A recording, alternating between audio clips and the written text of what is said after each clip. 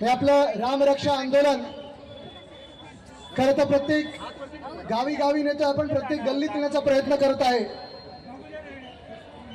2 दशकापूर्वी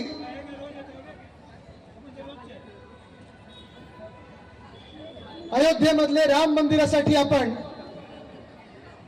देशात पाहिलं काय वातावरण होतं. मला वाटतं आपण सगळेच ते आंदोलनात होतात.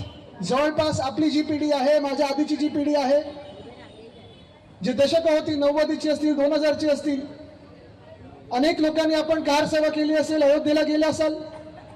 आणि हे सगळं केल्यानंतर आपण पाहिलं होतं की माझे आजोबा वंदनीय हिंदू सम्राट बाळासाहेब ठाकरे यांनी भाजपला दाखवलं हिंदुत्व काय आहे, या देशाला हिंदुत्व म्हणजे काय आहे हे आपण दाखवलं. आणि आज देखील आपलं हिंदुत्व तेच आहे. हिंदुत्व आपलं स्वच्छ आहे, हिंदुत्व आपलं साफ आहे. हृदयात राम, हाताला काम आणि शेतमालाला दाम, हे आपलं हिंदुत्व आहे. पण दुर्दैवाने आपण ज्या पक्षासोबत होतो, ज्या भाजपासोबत होतो, त्यांनी हिंदुत्व हे स्वतःसाठी वापरलं. त्यांनी हिंदुत्व हे निवडणुकीसाठी वापरलं. त्यांनी हिंदुत्व हे राजकारणासाठी वापरलं. त्यांनी हिंदुत्व हे स्वार्थापोटी वापरलं. आणि आज आपण पाहत आहोत अयोध्येमध्ये भगवान श्रीरामाचं, रामलल्लाचं मंदिर झाल्यानंतर ज्या काही बातम्या आता आपल्या डोळ्यासमोर येत आहेत, हे भाजपचं हिंदुत्व तुम्हाला पटतंय का? ज्या भाजपाने प्रत्येक निवडणुकीत गेल्या 2 दशकामध्ये घरोघरी जाऊन हिंदुत्वाचा प्रचार केला, ज्या भाजपाने, ज्या त्यांच्या कार्यकर्त्यांनी घरोघरी येऊन सांगितलं की श्रीरामाच्या नावावर आम्हाला मतदान करा, प्रत्येक मंदिरात जाऊन सांगितलं असेल, प्रत्येक घरोघरी जाऊन सांगितलं असेल की तेच हिंदुत्वाचे पाईक आहेत, तेच हिंदुत्वाचे रक्षणकर्ते आहेत, त्यांना मतदान करा. आज आपण बघतोय की जे स्वतःला चौकीदार बोलत होते ते असली कोण आहेत?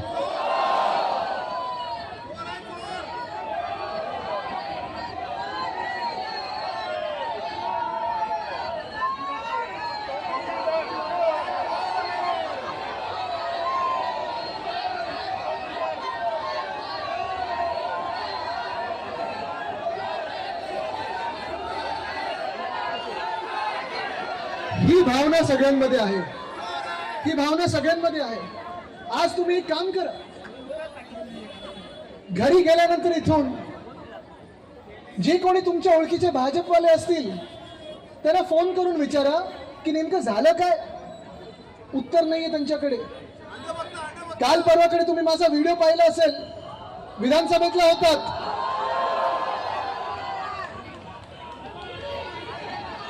महाराष्ट्राचा आवाज उठवल्यानंतर, देशाचा आवाज उठवल्यानंतर, गोरगरीब जनतेचा आवाज उठवल्यानंतर जे भाजपवाले अंगावर येत होते त्यांना मी सांगतो, राम म्हणतात ना, त्यांना आमच्यावर अंगाचा काय अधिकार नाहीये.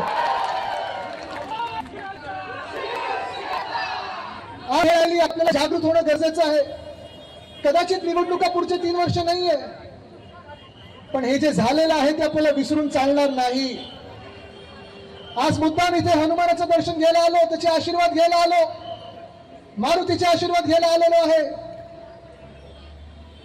कारण ह्याच हनुमानाच्या छातीमध्ये भगवान श्रीराम आहे, लक्ष्मण आहे, सीतामाई आहे. हनुमाच्या समोर आपण म्हणतो ना, जय सियाराम, जय श्रीराम म्हणतो की नाही आपण? आज इथे हनुमानजी इथे आहेत स्टेजवर, मी त्यांना नमस्कार केला आल्या आल्या. पण फरक हा आहे, जे खरे हिंदू आहेत, जसं तुम्ही आणि आम्ही आहोत, आपण भाजपासारखे सगळीकडे बोलत नाही ना, आम्ही हिंदुत्वाद हिंदुत्व आहे, आमच्या रक्तात हिंदू आहे, आमचं रक्त भगवा आहे. पण जे भाजपचे लोक आहेत, 2 दिवसापूर्वीचा 3 दिवसापूर्वीचा व्हिडिओ मी तो टाकलाय, फोटो माझ्या सोशल मीडियावर पण टाकलेला आहे, तुम्ही पाहिलं असेल. संतोषजी, त्यांचे जे अध्यक्ष आहेत, भाजपचे अध्यक्ष नितीन नवीन, त्यांच्या रोड शो मध्ये त्यांचं स्वागत करताना हनुमानाला नाचताना दाखवलं. माझा ठाम विश्वास बसलेला आहे की भाजप ना कुठच्या देवामध्ये मानतं, भाजपचे नेते कुठच्या धर्मामध्ये मानत नाहीत, कुठच्या देवामध्ये मानत नाहीत. नाहीतर देवाचा अपमान किंवा मंदिर लुटण्याचा कार्यक्रम जो त्यांनी देशभरात लावलेला आहे तो त्यांनी असा केला नसता. हे आपण समजून घेणं गरजेचं आहे. किती गंभीर प्रकारे तुम्ही समजून घेणं गरजेचं आहे. आणि हे जे सांगतात ना, हिंदू खतरे में आहे, हिंदू खतरे में आहे, कधीपासून घोषणा ही आली हो हिंदू खतरे मेची? 2014 पासून यांच्या काळात आली. हेच सगळे बोंबलतात हिंदू खत्रेमध्ये आणि हिंदूंना लुटणारी हीच भाजप आहे. 2-3 उदाहरणं देतो तुम्हाला. पहिलं उदाहरण आहे उज्जैनचं. उज्जैनमध्ये महाकालची जी आजूबाजूची मंदिराची जी जागा आहे, तिकडचे जे आता मुख्यमंत्री आहेत ना, मध्य प्रदेशचे जे मुख्यमंत्री आहेत, तेच मध्य प्रदेशचे मुख्यमंत्री पर्यटन मंत्री होते. त्यांना माहिती होतं उज्जैनच्या त्या मंदिराचा मास्टर प्लॅन काय बनतोय. असले धंदे करतात आणि आपल्याला हिंदुत्वाचं सर्टिफिकेट द्यायला येतात. मान्य आहे तुम्हाला हे भाजपा? तसाच 2 वर्षापूर्वी मी जेव्हा वाराणसीत गेलो होतो, तिथे वाराणसीमध्ये ज्या कुठच्याही तुम्ही मंदिरात जा, ज्या मंदिरात गेलात तुम्हाला तिकडचे पुजारी सांगतील, तिकडचे जे परिवार आहेत तिथे घरोघरी मंदिर आहेत. आणि वाराणसीमध्ये तुम्हाला सांगतील, बनारसमध्ये तुम्हाला सांगतील की भाजप का सरकार जब से बना है हजारों मंदिरों पे बुलडोजर चला है, हजारों मंदिरों पे. प्राचीन मंदिरात घरोघरी मूर्ती आहेत, प्राचीन मूर्ती आहेत, प्राचीन मंदिरात. प्रत्येक गल्लीमध्ये कुठचं तरी घर असेल तर घरामध्ये मंदिर आहे. कॉरिडॉरच्या नावाखाली बुलडोजर जो अनधिकृत बांधकामांवर चालवतात, ते बुलडोजर त्यांनी ह्या मंदिरांवर चालवले आहेत. मूर्त्या ज्या आहेत त्या स्टोन कटरनी कापलेल्या आहेत, स्टोन कटर. असे लोक देवामध्ये विश्वास ठेवू शकतात का? हेच सोडा, जसं मी सांगितलं हनुमानवर स्वतःसमोर नाचवलं, तसे यांचे कितीतरी भाजपवाल्यांचे फोटो आहेत, पाटावर उभे आहेत, बूट घालून त्या पाटावर उभे आहेत, त्या पाटावर स्वस्तिक काढलेलं आहे. हे यांचं हिंदुत्व आहे. आणि सगळ्यात भयानक म्हणजे जसं आज आपण ऐकतोय की तिकडच्या अयोध्येतलं दानपेटीचं असेल, तसं बद्रीनाथ मधून देखील 200 kg सोनं हे गायब झालेलं आहे. शंकराचार्यांनी प्रश्न विचारलेला आहे, उत्तर द्यायला कोणी नाहीये. भाजपचं सरकार आहे, हिंदुत्ववादी सरकार आहे आणि तरी हिंदू खतरे में आहे. पण तुम्ही विचार करा, ह्या मंदिरात जर तुम्ही गेलात आणि कोणाच्या इथे पैसे पडले असतील, तुम्ही उचलून स्वतःच्या खिशात टाकणार की दानपेटीत टाकणार? ही आपली भावना असते ना. आपण देवाला घाबरणारे लोक आहोत, आपण देवावर प्रेम करणारे लोक आहोत, आपण देवावर विश्वास ठेवणारे लोक आहोत.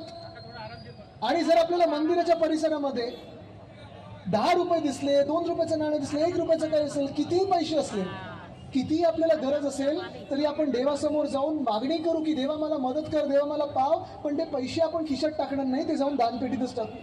हा खरा हिंदू आहे, हे आपले संस्कार आहेत.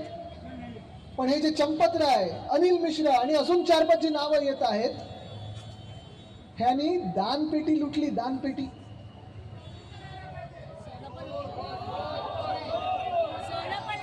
चंदा चोरत हे लोक. तुम्ही विचार करा, एवढा भयानक प्रकारे आपण स्वप्नात पण करणार नाही. त्या सीसीटीव्हीवर स्वतःचं धोतर लावलं. खरं आहे, मी खोटं बोलत नाहीये, खरं आहे.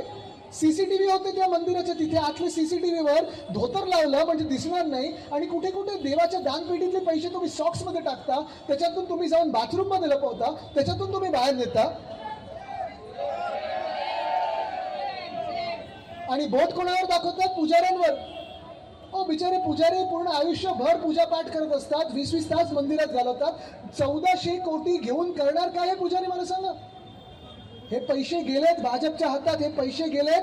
आपले जे खासदार सोडले ना, 4-6 खासदार तोडले ना, असेच खासदार तोडायला पैसे घेतात. गोरगरीब जनतेचे, प्रामाणिक लोकांचे पैसे. तुम्ही एखादं काहीतरी मागता देवाकडे, आपण ते दानपेटीत टाकतो, खिशात जेवढे येतील तेवढे टाकतो. आपण विचार नाही करत 500 ची नोट आली की 2000 ची नोट आली की अमुक आलं की अमुक आलं. पण भाजप म्हणजे कदाचित आता नाव बदलायला लागेल, भारतीय जनता पार्टी नाही तर बाबर जनता पार्टी झालेली आहे. ही भाजप म्हणजे भारतीय जनता पार्टी नाही, बाबर जनता पार्टी झालेली आहे. खरोखर जेवढे आपल्या देशाच्या इतिहासात मंदिरावर कधी बुलडोजर चालला नाही, तो आता चालायला लागलेला आहे. या मुंबईचंच उदाहरण द्यायचं असेल तर मुंबादेवी मंदिराचं देखील मागच्या वर्षी पण एक प्रस्ताव आला होता, त्याला मी जाऊन विरोध केला होता. 200 वर्ष दागिना बाजार तिथे, आजूबाजूला पुजारी राहतात, लोक राहतात, पण मंदिर कॅप्चर करायचं म्हणून भाजपचं एक मास्टर प्लॅन आलाय. पुन्हा एकदा मुंबईत आपल्याला शिवसेनेतर्फे ते देखील आंदोलन घ्यायला लागेल. कारण कुठचंही मंदिर भाजपला आता लांब ठेवा. भाजप आपल्या धर्माचं नाही, भाजप आपल्या देशाचं नाही, भाजप म्हणजे बाबर जनता पार्टी झालेलं आहे. पण तुम्ही विचार करायचा की ही जी चोरी होते, ही चोरी फक्त दानपेटीची होत नाही, आपल्या जमिनी जातात. काल आत्ता मी एक व्हिडिओ बघितला वाराणसीमध्ये म्हणजे आता तिथे मुख्यमंत्री कोण आहेत? उत्तर प्रदेशमध्ये योगीजी आहेत. सरकार कोणाचं आहे? भाजपचं आहे. तिथे काल काली मातेचं एक मंदिर पाडलं. कोणी पाडलं? पीडब्ल्यूडीनी. पीडब्ल्यूडी कोणाचं? भाजपचं. सरकार कोणाचं? भाजपचं. हा विचार तुम्ही करायचा आहे. खरं तर आपल्या देशामध्ये चर्चा कशावर व्हायला पाहिजे? बेरोजगारीवर व्हायला पाहिजे, महागाईवर व्हायला पाहिजे, जी आपली आर्थिक स्थिती झालेली देशाची त्याच्यावर व्हायला पाहिजे. पण ती न होता गेल्या 10 वर्षामध्ये भाजपनी फक्त भांडणं लावली. धर्माधर्मामध्ये असेल, जातीमध्ये असेल, आपल्याला ह्याच्यात व्यस्त ठेवलं. एबीपी माझा, उघडा डोळे बघा नीट.